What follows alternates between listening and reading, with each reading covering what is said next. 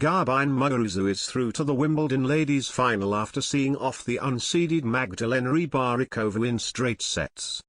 Muguruza has looked her best all tournament and since knocking out number 1 seed Angelique Kerber on Monday, her confidence has seemingly skyrocketed.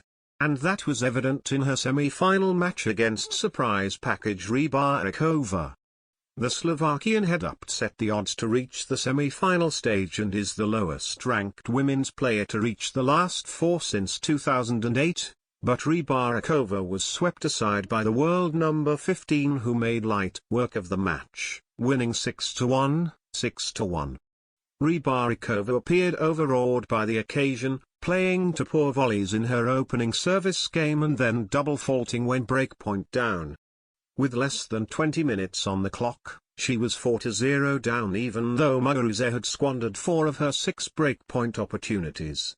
The center crowd went wild when Rybarikova finally got on the scoreboard in Grand Slam semi-finals, but given that it was Game 6, the set was well gone. The 28-year-old had to find something quickly, and what she did discover was her serve, serving 2 aces in the opening game of the second set, but in the long rallies the relentless depth of Muguruza's ground strokes were telling and she was broken immediately.